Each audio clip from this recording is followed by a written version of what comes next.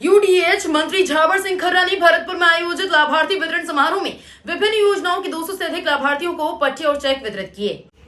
इस अवसर पर भाजपा जिला अध्यक्ष शिवानी दायमा, जगत गुर्जर, गिरधारी तिवाड़ी, कलेक्टर कमर चौधरी, बीडीए कमिश्नर कनिष्क कटारिया और नगर निगम कमिश्नर श्रवण विश्नोई भी उपस्थित थे। खर्रा ने कहा कि सरकार का उद्देश्य हर नागरिक की आर्थिक स्थिति सुदृढ़ करना है और इसके लिए कई महत्वपूर्ण कदम उठाए जा रहे हैं। उन्होंने कहा कि राज्य सरकार अल्प और मध्यम वर्ग को राहत देने के लिए कई योजनाएं चला रही है और जनजातीय क्षेत्रों के लिए विशेष प्रावधान किए जा रहे हैं। जी सर, बताओ सर, आज ये शहरी सेवा शिविर में आपने लाभार्थियों को पट्टे वितरित किए, सब डिवीजन के पट्टे होती है लगातार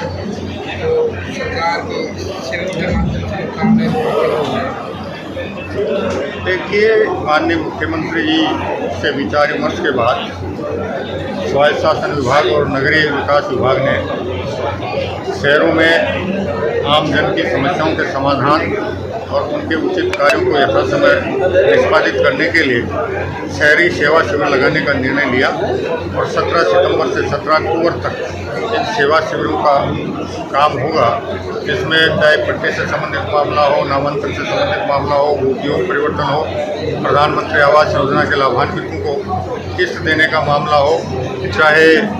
प्रधानमंत्री स्वनिधि योजना में लोगों का चयन कर उन्हें लाभ देने का मामला हो, चाहे मुख्यमंत्री स्वनिधि योजना में लोगों का चयन कर उन्हें लाभ देने का मामला हो, या अन्य विभिन्न प्रकार की योजनाएं हों, शहर की सफाई, रोशनी की व्यवस्थाओं से संबंधित समस्याओं का समाधान हो, और चाहे टूटी फूटी नालियों और सड़कों के पुनर्निर्माण का मामला हो, इन सारी शिकायतों का समाधान भी शिविरों के माध्यम से किया जा रहा है। और पहली बार राज्य सरकार के स्तर पर यह निर्णय लिया गया कि शहरी सेवा शिविरों में केवल और केवल मात्र ऑनलाइन आवेदन ही स्वीकार किए जाएंगे, क्योंकि ऑफलाइन आवेदन में कई बार कई तरह की शिकायतें प्राप्त होती थी कि साहब मैंने मेरे आवेदन के साथ 10 दस्तावेज प्रस्तुत किए थे और मौके पर फाइल में 5 ही दस्तावेज मिल रहे हैं। ऑनलाइन आवेदन में इस प्रकार की कोई समस्या नहीं रहती है। जितने दस्तावेज आप ऑनलाइन करते हैं वो पूरे दस्तावेज संबंधित विभाग को, संबंधित कार्यालय को मिलते हैं और उसमें हेराफेरी करने की बिल्कुल भी गुंजाइश नहीं रहती है। दूसरा, हमने इन शिविरों के माध्यम से अल्प आय वर्ग और मध्यम आय वर्ग को राहत देने का प्रयास किया है। इन शिविरों के माध्यम से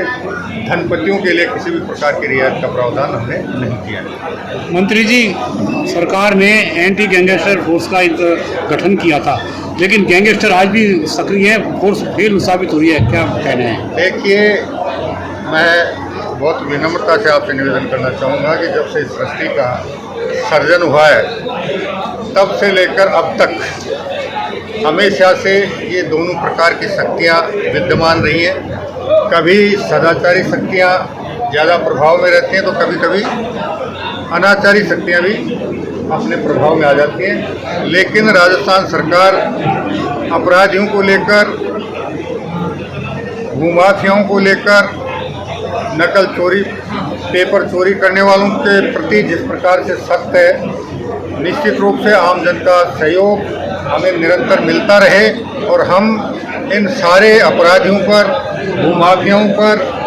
पेपर चोरी करने वालों पर, युवाओं के भविष्य के साथ खिलवाड़ करने वालों के खिलाफ सख्त से सख्त कार्रवाई करने में सफलता करते हुए इन सब को नेस्ता नाबूद करने में कामयाबी हासिल करते साहब, लगातार विपक्ष सवाल उठा रहा है कि सरकार को कितने साल हो गए हैं और सरकार कानून व्यवस्था नहीं संभाल पा रही है, लेकिन मुख्यमंत्री जी कह रहे हैं कि 24 घंटे में अपराधी पकड़े जा रहे हैं। ऐसा कोई भी मामला नहीं है जिसमें 24 घंटे में अपराधी नहीं पकड़े। देखिए, अगर आप पिछले 18 से 23 के कालखंड और अभी 24-25 के कालखंड के अपराध के आंकड़े देखेंगे तो निश्चित रूप से अपराध के आंकड़ों में कमी आई है और ये सरकार की शक्ति का ही परिणाम है। लेकिन एक बार बिगड़ी हुई व्यवस्था को सुधार करने में थोड़ा समय लगता है। आने वाले समय में आपको बेहतर कानून व्यवस्था प्रदेश में दिखाई देगी। मंत्री जी, खांसी के सिरप से राजस्थान में मौतें हुई, लेकिन सरकार मानने को तैयार नहीं हो रही है, क्या कहना आपका? देखिए, उसके लिए जैसा आप सभी को विदित है कि राजस्थान के ट्रक कंट्रोलर जिसकी जिम्मेदारी थी उसे निलंबित किया जा चुका है। स्तरीय जांच समिति बना दी गई है और जांच समिति की रिपोर्ट आने के बाद इसमें जो भी दोषी होगा, चाहे दवा कंपनी दोषी हो, चाहे कोई दूसरा व्यक्ति दोषी हो, चाहे अन्य कोई कांड रहे हो सबके खिलाफ निश्चित रूप से कठोर कार्रवाई की जाएगी। धन्यवाद। ठीक है, बोलते हैं यार। मैं क्या कर